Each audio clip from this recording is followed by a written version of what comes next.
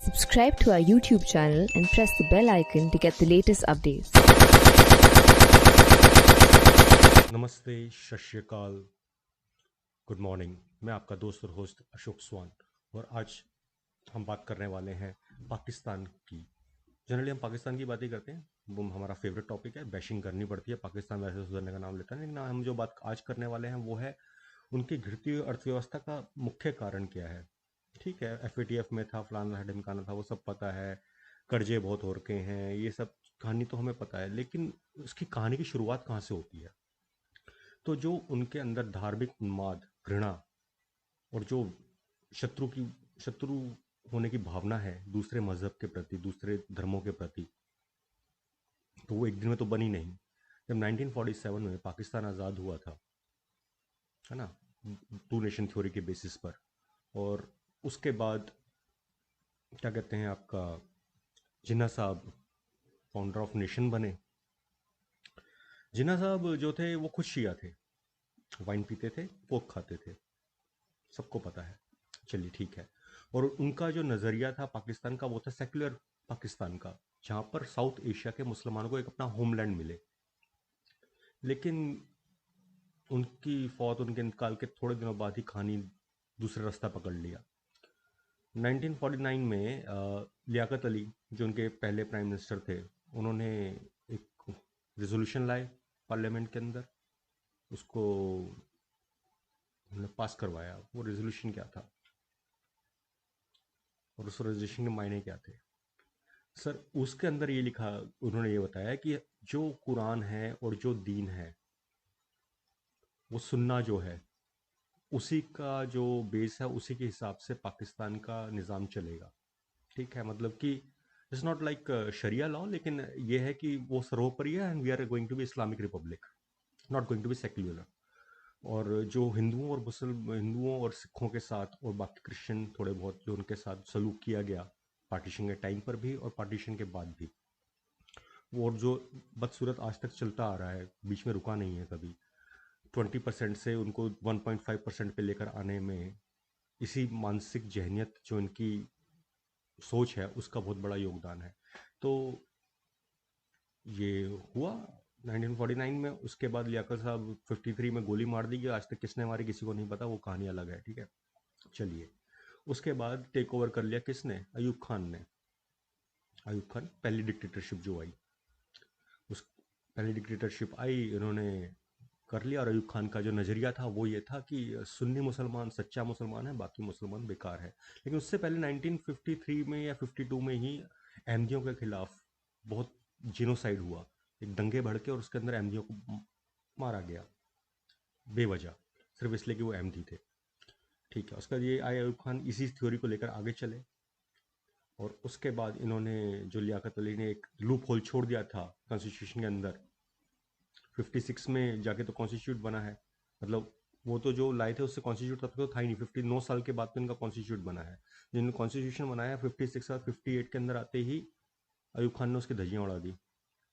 उसके बाद अयूब खान ने दिमाग लगाया और उसने क्या किया, उसने जो मानसिकता थी जिहादीपन की और जो धर्म के प्रति एकदम पागलपन की, जिसको कहते हैं कि धर्म ही सर्वोपरि है, बाकी सब कुछ खराब है, हमारा ही धर्म सबसे अच्छा, उस चीज़ को लाने के लिए उसने एजुकेशन सिस्टम के अंदर फेरबदल कर दिया। झूठ की बुनियाद वहाँ से रखी गई, झूठ पढ़ाया जाना शुरू कर गया। और यहूदी, हिंदू, क्रिश्चियन, ये सब निचले दर्जे के लोग हैं, ये घटिया लोग हैं, ये हमारे दुश्मन हैं, ये सब इनको बच्चों को मानसिकता बचपन में ही उनकी प्रिपेयर कर दी गई कि हाँ, अब उसमें बच्चे की क्या गलती, आप बच्चे को जो पढ़ाओगे तो वही सीखेगा। चलिए, चलता रहा। उसके बाद 1969 में आते आते अयूब खान के खिलाफ काफ़ी विद्रोह सा शुरू हो गया। पीपल वर आस्किंग कि छोड़िए, आप कुर्सी छोड़िए। तो उसने क्या किया, याह्या खान को ट्रांस हैंड ओवर कर दी सत्ता। याह्या खान 69 में आए और 71 में वॉर हो गई। उसके उन्होंने इलेक्शन का वादा किया था, 2 साल के बाद इलेक्शन हुआ। जो अवामी लीग थी, अवामी लीग जो कि रहमान साहब, मुस्तफ़र फजल रहमान, जो अपने बांग्लादेशी थे, उनकी पार्टी मेजोरिटी से जीती। उसको बंगाली हम पे हावी होंगे ये सोच के, क्योंकि हम तो बड़े लंबे चौड़े तगड़े हैं, गोरे हैं, चिट्टे हैं, ये कहाँ से काले बद्दे छोटे से कद के फिदनी नाक वाले हमारे ऊपर राज करेंगे। पंजाबी जहनीत जो थी, बेसिकली पंजाबी जहनीत, और इनकी मातृभाषा उर्दू है जो कि इम्पोर्टेड है इंडिया से। मतलब इनका पूरा ही सिस्टम खराब है, उस बारे में हम बात नहीं करते अभी। लेकिन इन्होंने क्या किया, इन्होंने जाके चढ़ाई कर दी, नियाजी को भेज दिया बांग्लादेश। वहाँ पे जाके इन्होंने जीनोसाइड किया, 30 लाख से ज़्यादा लोग मारे। पाकिस्तानी कहते हैं 3 लाख, वो कहते हैं 30 लाख, तो बीच की कोई फिगर तो होगी। 10 लाख से ज़्यादा रेप किए, ठीक है, ऑफिशियली किए। उनको इंस्ट्रक्शंस थे ऊपर कि इनकी जीन्स ही बदल दो, इनकी रेस ही बदल दो, ठीक है। इन्होंने ये काम किए। उसका ये चढ़ गए इंडिया के हत्थे। मुक्ति वाहिनी और इंडिया ने मिलकर इनकी जो बैंड बजाई और ये अपनी धूम दबाकर भागे। सरेंडर किया 95,000 से ज़्यादा सोल्जर्स ने।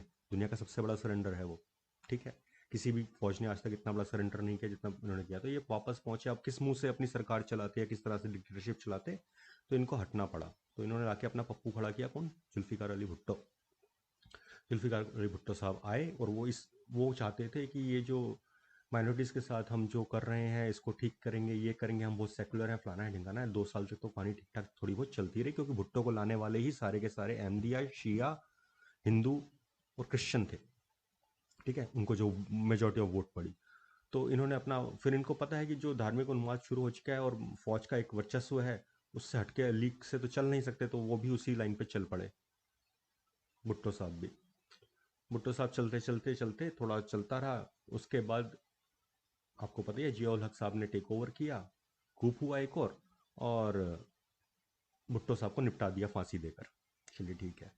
जो ये जुल्फिकार भुट्टो साहब को निपटाने के बाद जो जियाउल हक साहब आए, ये तो अयूब खान के भी बाप थे। इन्होंने क्या किया, मिलिट्री पावर तो इनके पास थी, इन्होंने धार्मिक जो मजहब का एक चोला ओढ़ लिया। वो कैसे, टीवी या उसमें दिखाना, न्यूज़पेपर में इनकी फोटोएं छपनी हर हफ्ते, जब यहाँ मस्जिद जाते हैं और नमाज अदा कर रहे हैं, प्रोपोगंडा। उसके अलावा हर साल ये मक्का जाते थे। उसके अलावा जितने भी क्लैरिक्स वहाँ पे थे, जमातुल दावा फलाना ढिंकाना, जितनी भी इनकी वहाँ जमातें हैं दुनिया भर की, उनके साथ इनका उठना बैठना। और जो क्लैरिक्स थे वहाँ के, उनको अच्छे अच्छे ओहदों पे इन्होंने रख दिया। किन्होंने, जियाउल हक साहब ने। और उसके साथ इन्होंने क्या किया, पूरे के पूरे एजुकेशन सिस्टम को फैब्रिकेट कर दिया। उन्होंने क्या पूरा, पहले तो जो अयूब खान साहब क्या कहते हैं, उन्होंने तो 5वीं से 8वीं तक कंपल्शन कराई थी दीन की पढ़ाई। और हाँ, सोशल स्टडीज़ के नाम पर पाकिस्तान में नाम के झूठ पढ़ाया, हिस्ट्री पढ़ानी शुरू करी और नफरत बीज बोलने शुरू किए। इन्होंने कंपल्शन कर दी 12वीं तक, उसके बाद कॉलेज तक और यूनिवर्सिटी तक, सब में। इवन की खाली एक सब्जेक्ट नहीं, इन्होंने क्या किया कि हर एक सब्जेक्ट को दीन की नज़र से देखा जाए। अब इन सब के बीच में जो ये खिचड़ी पक रही थी, तो उसमें क्या है, ये जिया हक का जो दिमाग था वो ये था कि एक आने वाली पूरी पीढ़ी ब्रेन वॉश हो जाए, कोई क्वेश्चन करने वाला ही ना बने, किसी के अंदर इतनी सेंस ही ना हो कि क्या सही और क्या राइट है। उनको वो चश्मा पहना दिया जाए। उन्होंने वो पहना दिया। इसके बीच में इन्होंने जक़ात और कुछ करके शुरू किया था जिया उल हक ने। तो जक़ात तो आपको पता ही है कि वो एक तरीका है टैक्स वसूलने का। तो मैं माइनॉरिटीज़ के साथ डिफरेंस, और माइनॉरिटीज़ हिंदू और मुस्लिम, हिंदू सिख और इनको तो छोड़िए, है ना, ये तो अहमदिया और इनको शिया को भी मुसलमान नहीं मानते। तो इन्होंने शिया से जक्त की जगह उनका डबल लगाना लेना शुरू कर दिया। अहमदिया को ये वैसे ही नहीं मानते थे, ठीक है। भुट्टो के टाइम पर ही 74 में शायद, जब दोबारा से जेनोसाइड हुआ था अहमदिया का, उसके बाद इन्होंने कॉन्स्टिट्यूशन के अंदर चेंज करके अहमदिया को साइडलाइन कर दिया था, ठीक है। अब उसके बाद जब ये जिया हक का टाइम चल रहा था, तो इन्होंने देखा कि वहाँ पर 1979 में ईरान के अंदर जो सर्जेंसी हुई थी, और उसके बाद वो जो वहाँ पर आ गए थे शिया मुस्लिम धर्म संप्रदाय के लोग, जिन्होंने अपनी सत्ता बना ली थी, ये देख रहे थे कि अब इनका ये कहीं हमारे देश में पाकिस्तान के अंदर शिया उठ के हमको ही ना लात मारे, हम ही ना कुछ करें। तो इन्होंने क्या किया, और साथ साथ जितने भी वो ये इनके धार्मिक सेक्टर के वो थे, अलग अलग जितने भी क्लैरिक्स थे या जो अपना चला रहे थे, धंधा चला रहे थे, बिजनेस चला रहे थे धर्म के नाम पर, इनको इन्होंने फंड करना शुरू हुआ। फंड कहाँ से आना शुरू हुआ सर, 79 के अंदर इन्वेजन हुआ रशिया के द्वारा अफगानिस्तान का। तो जिहाद के नाम पर इन्होंने एक पूरी की पूरी आर्मी तैयार करी, उन्हीं लोगों से जो अलग अलग जगह मदरसा और मस्जिदों में बैठ के भाषण दे रहे थे, उन्हीं लोगों से तैयार करी। पैसा सारा का सारा अमेरिका का आया। एक पूरी की पूरी नई पीढ़ी तैयार कर दी गई, जिसके अंदर सिर्फ जहर था, जिसके अंदर सिर्फ नफरत थी, और जो सिर्फ ये सोचते हैं कि जिन अल्लाह का बनाया हुआ दीन ही सबसे बड़ा है, बाकी सब धर्म बेकार हैं। जबकि धर्म तो एक इंसान की पर्सनल चॉइस है ना सर। आप उस यूनिवर्सल पावर के साथ किस तरह से जुड़ना चाहते हैं ये तो आपके ऊपर, आप धर्म के नाम पर क्या। लेकिन वहाँ पर सारी की सारी सियासत ही धर्म के ऊपर है, चाहे वो मिलिट्री हो चाहे वो उनकी डेमोक्रेटिक पार्टीज को। डेमोक्रेसी तो वहाँ है नहीं, वो सिर्फ ऑन पेपर सेक है। तो इन्होंने ये किया, इन्होंने पूरा उन्माद तैयार किया। अब 86 में भाई साहब ने क्या किया, जिया हक साहब ने शिया को भी अलग कर दिया, मतलब मेन स्ट्रीम से हटा दिया। अब वहाँ पर सिर्फ सुन्नी, प्रेसिडेंट भी सिर्फ सुन्नी बन सकता है, वो मुसलमान होना चाहिए, वो भी सुन्नी होना चाहिए, मतलब इस तरह की पूरा सिस्टम तैयार कर देगा। 88 में उसके हेलीकॉप्टर क्रैश में डेथ हो गई। वो किसने कराया, क्या कराया, वो एक अलग कहानी, सीआई का क्या रोल था उसके अंदर, उसके बारे में फिर कभी चर्चा करेंगे। उसके बाद बेनजीर भुट्टो 89 के अंदर आ गई, 88 89 में 2-3 साल रही, उन्होंने भी कोशिश करी चीज़ें बदलने की, लेकिन बदलती कैसे, उनके तो वैसे ही हाथ बंधे हुए थे, इन्फ्लेशन इतने हाई थी, सोवियत का नया नया विघटन हुआ था, दुनिया रिसेशन के तौर से जा रही थी, इकोनॉमी बुरी तरह हालत हो रखी, तो उन्हीं में उलझी रही, तो उनको माइनॉरिटीज़ का जो भी देखना सुनना था वो कर नहीं पाई। ठीक है, उसका फिर आ गए नवाज शरीफ साहब 91 में। नवाज शरीफ साहब दिखने में आज की डेट में बहुत ज़्यादा सही लगते हो लोगों को, तो लगते हैं, उनकी सच्चाई तो यह है कि उनसे बड़ा माइनॉरिटीज़ का दुश्मन कोई नहीं है। उन्होंने कुरान और उस शरिया सिस्टम को मेन स्ट्रीम कर दिया रेजोल्यूशन पास करके। ठीक है, 91 में। उसके बाद फिर वो गए, फिर से बेनजीर भुट्टो आए, बेनजीर भुट्टो ने चीज़ें ठीक करने की कोशिश करी, तो बेनजीर भुट्टो को भी मार दिया गया। वहाँ जहाँ कॉमन बात है, जो आपके हिसाब से नहीं चलता उसको उड़ा देते हैं वहाँ पर। अब चाहे वो ISI हो या फौज हो या ये मजहबी फितके हों अलग अलग तरीके के, है ना, कोई ना कोई उठ के इनको कुछ ना कुछ कर देता है। नवाज शरीफ भी फिर अपनी जान बचाकर, कारगिल हुआ, जान बचाकर भागने की कोशिश करी, मुशर्रफ ने वापस से टेक ओवर किया, खूब हुआ। मुशर्रफ काफ़ी लिबरल किस्म का इंसान था, बातें भी बड़ी बड़ी करता था। ठीक है, लेकिन जैसे ही वो सत्ता में आया उसने भी वही डिप्लोमेटिक लैंग्वेज के अंदर वही बोल दिया कि जी ठीक है, दीन दीन इलाही और दीन जो भी है यही माना जाएगा, मतलब माइनॉरिटीज़ की कोई सुनवाई नहीं। शिया, अहमदिया, हिंदू, क्रिश्चियन, जिंदगी नर्क है उनकी वहाँ पर। और आज की डेट में भी इनको लगता है purification of Islam is very important. तो देश तभी बनेगा जब हम पूरी तरह से, हम क्योंकि हम मुसलमान हैं, हम सबको सुन्नी मुसलमान होना चाहिए, हिंदुओं को ख़त्म कर दो, क्रिश्चियन को ख़त्म कर दो, ये उस मेंटेलिटी पे चल रहे हैं। उसका हुआ खमियाजा क्या हुआ कि इतने मदरसे खुल गए 2011 तक, 2012 तक की जब मैंने देखी थी रिपोर्ट, तो शायद इनके पास 28 या 30 हज़ार मदरसे हैं। ठीक है, मेन स्ट्रीम में 1 हज़ार के करीब लड़कियों के मदरसे हैं, 1 हज़ार से 1500। और ये पढ़ाते हैं वहाँ पर क्या है, ना कोई साइंस है ना मैथमेटिक्स है, कुछ नहीं है वहाँ पर, सिर्फ ये सिखाया जाए जिहाद कैसे करनी है, 72 हूरें कैसे मिलेंगी, बस इनको ये पढ़ाया जा रहा है। और वही मेंटल ब्रेन वॉश हो चुका है। एक छोटे से बच्चे का भी अगर आज की डेट में आप पूछ लोगे वहाँ पाकिस्तान में, 4-5 साल का होगा, तो वो यही कहेगा हिंदू हमारा दुश्मन है। वो उस बच्चे को क्या पता हिंदू कौन और दुश्मन कौन, लेकिन उसके दिमाग में जो जहर आपने बचपन में फीड कर दिया, वो अगली पीढ़ी भी वैसी खराब होगी। 3 नस्लें तो ये अपनी खराब कर चुके हैं, अब चौथी की तैयारी हो रही है। ये बातें करते हैं। और ये अभी शहबाज शरीफ वगैरह जैसे नमूने चटकुन जैसे आते रहेंगे जाते रहेंगे। इमरान खान क्या कर रहा है, इमरान खान, देखिए मज़े की बात है, हम कहें कि जहाँ पर मज़हब की दुकान वहाँ चलती है, यहाँ पे इल्म या पढ़ाई की कमी हो। लेकिन इनके जितने नेता हैं वो तो सारे ऑक्सफोर्ड ग्रेजुएट हैं, कोई अच्छी अच्छी यूनिवर्सिटी से पढ़े हुए, चाहे इमरान खान हो या आपका ये दूसरा नया पप्पू फाउंड मिनिस्टर, क्या नाम है उसका, बेनजीर भुट्टो के बेटे का, जरदारी का बेटा, नाम ही भूल जाता हूँ उसका, उसका तो नाम भी याद करने लायक नहीं है, लेकिन जो भी है ना, उसने अभी, अच्छा बिलावल भुट्टो, बिलावल भुट्टो ने अभी कल परसों भी बयान दिया है, क्या कहा है कि हमें अपनी इंटरनल सिक्योरिटी की कंसर्न्स बहुत ज़्यादा है, हमें सुधारने की जरूरत है। भाई तो फॉरेन मिनिस्टर है, तो होम मिनिस्ट्री का, इंटीरियर मिनिस्ट्री का काम करके वो प्रवचन दे रहा है, तो बाहर की दुनिया में क्या उसका इफेक्ट जाएगा। कौन समझदार इन्वेस्टर होगा जिस देश के अंदर अराजकता फैली हुई हो, जहाँ पर पॉलिटिकल टर्मोइल हो, जहाँ पर सुबह से शाम तक सिर्फ इस बात की चिंता होती है कि अगला आर्मी चीफ कौन बनेगा, क्योंकि वही आपका माई बाप है, उसके बिना तो काम चलना चाहिए। आप कोई भी टीवी चैनल खोल लीजिए आज की डेट में पाकिस्तान का, मॉर्निंग से लेकर रात तक, जब तक वो बंद नहीं होता उसका प्रसारण, वैसे तो 24 लाइव से वो रिपीट में दिखाते हैं, लेकिन मतलब जब तक उनके लाइव शोज चलते हैं वो सिर्फ एक ही टॉपिक होता है, वो 5 जनों को डिस्कस कर रहे होते हैं, कौन अगला बनेगा, किसके कितनी रिटायरमेंट का कितना टाइम बचा है, किसके क्या चांसेस है, किसकी किसके साथ बनती है, किसने क्या खाया, किसने क्या पहना। और राह सगुर साहब के मुगल आजम साहब तो हैं ही आपके, इमरान खान साहब, बाकी खबरें उनकी चलती हैं। जो फ्लड के अंदर बेचारे विस्थापित हुए, जिनकी ज़िंदगी खराब हुई, उनकी कोई चर्चा नहीं है वहाँ पर, कोई पूछने वाला नहीं है। शहबाज, वो जो आसिफ डार साहब हैं, वो कह रहे हैं मैंने 14 बिलियन का अरेंजमेंट कर लिया, सिक्योर कर लिया है। भाई सिक्योर कुछ नहीं होता, डिप्लोमेटिक लैंग्वेज में से कहते हैं फुद्दू काटना, या तो आपको मिल गए हैं या आपको नहीं मिले हैं। सिक्योर क्या कर लिए हैं, कुछ सिक्योर नहीं है। और आप दुनिया से जाके कह रहे हैं हमारा 30 बिलियन का नुकसान हो गया, आपके पास कोई डाटा तक नहीं है उसके लिए प्रूफ करने के लिए हमारा 30 बिलियन का हो गया। अभी सुनने में IMF ने इनसे बोल दिया कि आप हमें रसीदें दिखाओ जी, आपने जो खर्चे किए हैं फ्लड रिलीफ के नाम पर, जो किया है, आप जो एड्स मांग रहे हो, ये कर रहे हो, इसकी हिसाब तो दो।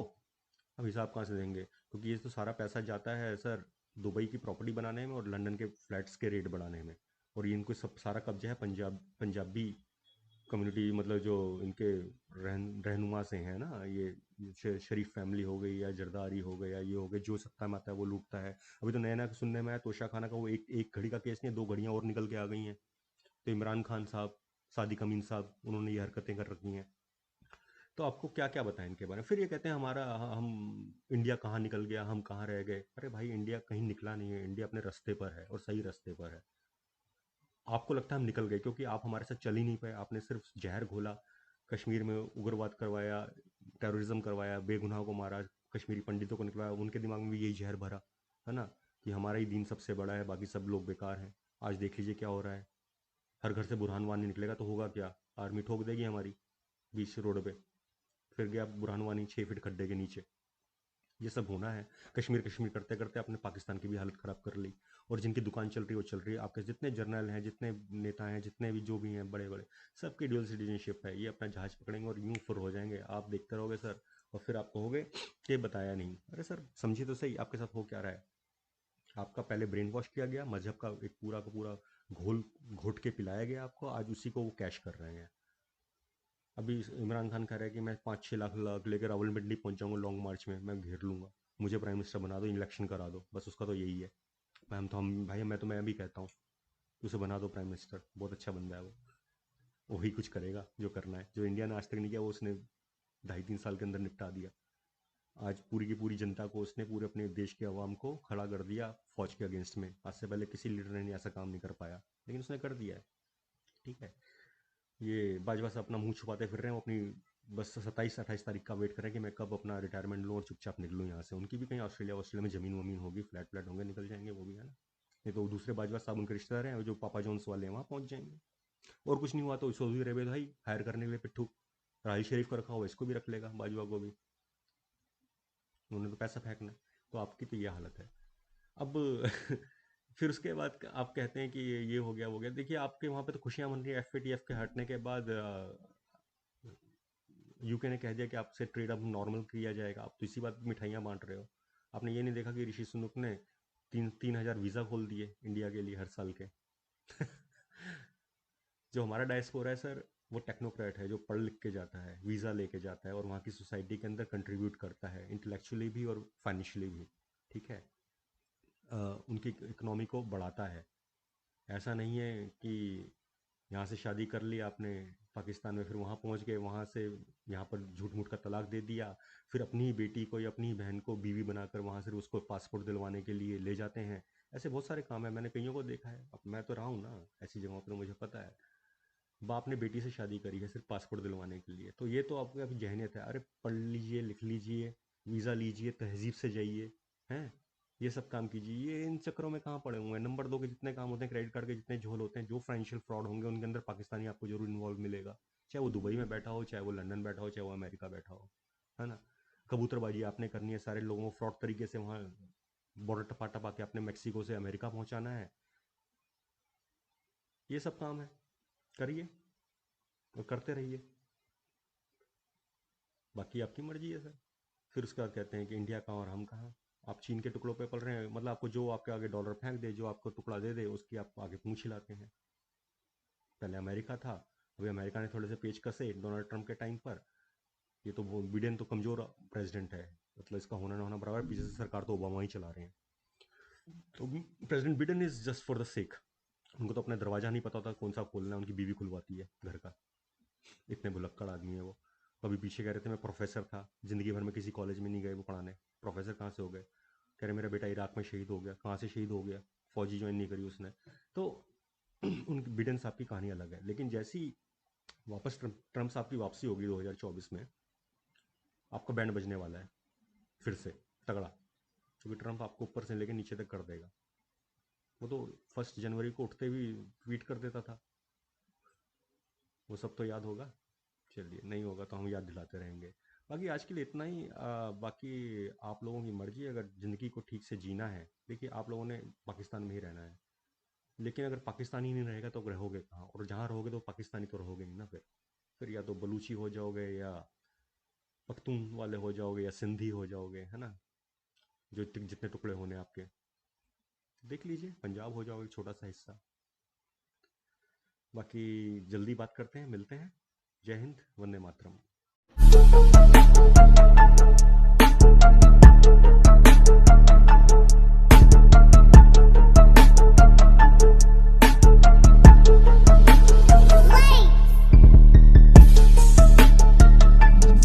Subscribe to our YouTube channel and press the bell icon to get the latest updates.